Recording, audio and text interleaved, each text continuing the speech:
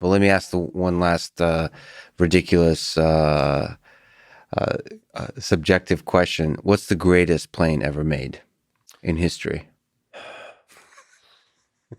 You don't get to from pure speed, I would say SR-71. I think it's an engineering marvel that was actually developed in the 50s by Kelly Johnson, Skunk Works, for what that was able to do. And then when you get into history of it, how they actually built, the CIA actually made like 6 companies in order to buy the titanium from Russia to bring it back and build an airplane out of titanium that we would fly over Russia.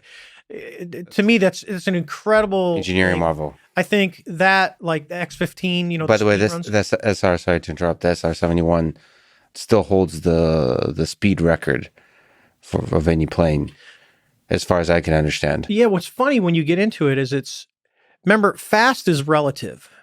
And when I say that, I mean, so if you're going 3,000 miles an hour, 100 feet above the ground, you're going 3,000 miles an hour through, that's how fast you're going. When you get up to altitude, there's an indicated airspeed and there's your ground speed. So your indicated airspeed is really how fast the air is going past your airplane. Well, the air is so thin up there, you may only be showing like 300 knots. But at 300 knots, you're really doing 2,500 miles an hour over the ground. So, like we would take the airplanes up to 50,000 feet when we had to do the maintenance check flights on them.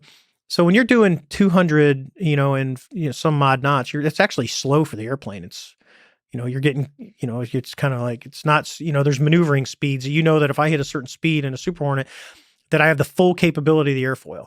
If I'm below that speed, I'm going to stall the airfoil before I get to the maximum G. Okay.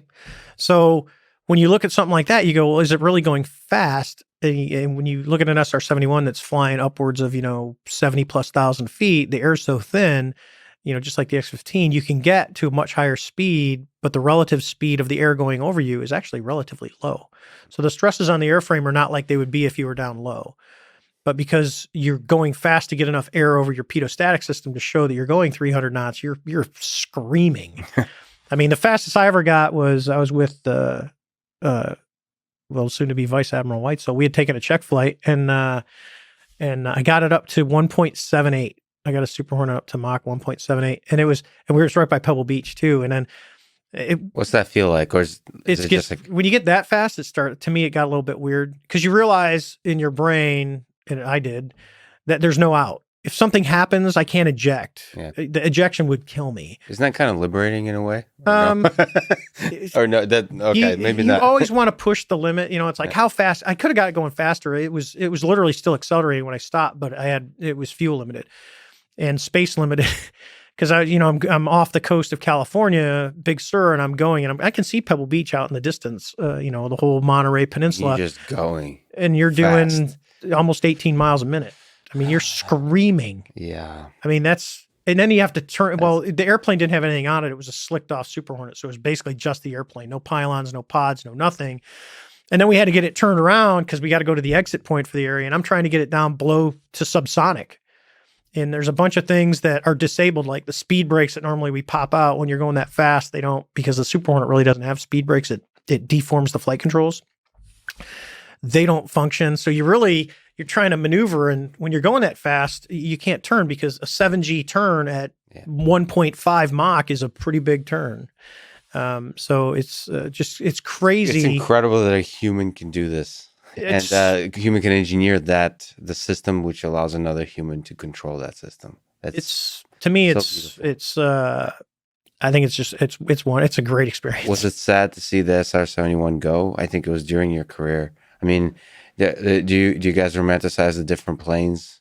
We would see it flying when I was flying Hornets because West Coast flies in. It's called R2508, which covers the Navy China Lake area and Edwards. It's a huge area. It's actually, I think we had a guy from Switzerland come out because they had Hornets, and he's like, "This is bigger than our whole country," because it's a pretty big area in California that you fly.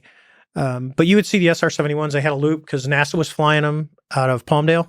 And they would take off and they'd go up towards Washington State and Montana, and they do a loop. And so you'd see them coming back down. They descend out of, above 60,000. You'd see them, they get contrails, the white lines behind airplanes. Mm-hmm. And they'd come down and hit the tanker, and then they'd go back up. So it was cool to be able to see them in my lifetime flying.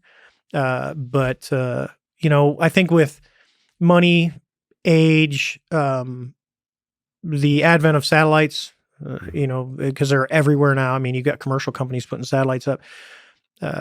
How much of that need was really there? Because you got to remember when those things started in the 50s, Sputnik wasn't flying around. Right. it was the U-2 and the SR-71 that were out there doing that work. So at the time it was needed. It was if you think about it, really, it was an incredible feat of aviation for that time.